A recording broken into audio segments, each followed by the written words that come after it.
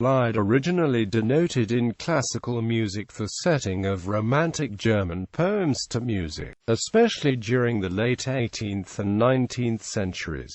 Examples include settings by Ludwig van Beethoven and Franz Schubert. Among English speakers, however, lied is often used interchangeably with art song to encompass works that the tradition has inspired in other languages. The poems that have been made into lieder often center on pastoral themes or themes of romantic love. Typically, lieder are arranged for a single singer and piano, the lied with orchestral accompaniment being a later development. Some of the most famous examples of lieder are Schubert's Der Tod und das Mädchen, Gretchen am Spinnrad, and Der Doppelganger. Sometimes lieder are gathered in a liederkreis or song cycle, a series of songs tied by a single narrative or theme, such as Schubert's Die Schoenmalerin and Winterreise, or Robert Schumann's Frauenliebe und Leben und Dichterliebe. Schubert and Schumann are most closely associated with this genre, mainly developed in the Romantic era. History. For German speakers, the term lied has a long history ranging from 12th century troubadour songs for folk songs and church hymns to 20th century workers' songs or protest songs.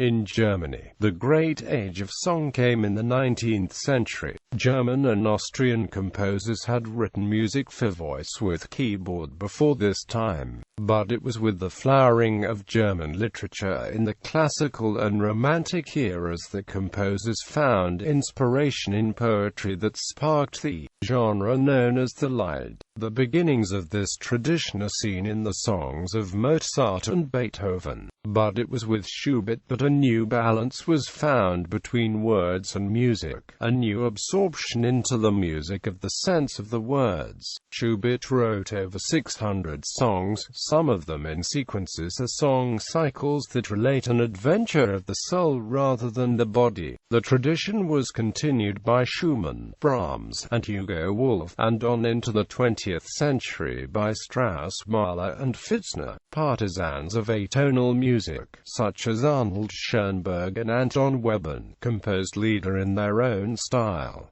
Other national traditions. The lied tradition is closely linked with the Germanic languages, but there are parallels elsewhere, notably in France, with the melodies of such composers as Berlioz, Fauré, Debussy and Francis Poulenc, and in Russia, with the songs of Mussorgsky and Rachmaninoff in particular. England too had a flowering of song, more closely associated, however, with folk songs than with art songs, as represented by Vaughan Williams, Benjamin Britten, Ivor Gurney and Gerald Finzi. At the end of the 19th century and during the 20th century, classical lieder produced in the Netherlands were usually composed in several languages. Alphonse Diepenbrock and Henk Badings composed Dutch, German, English and French songs, and songs in Latin for choirs. Bibliography. Hallmark, Rufus.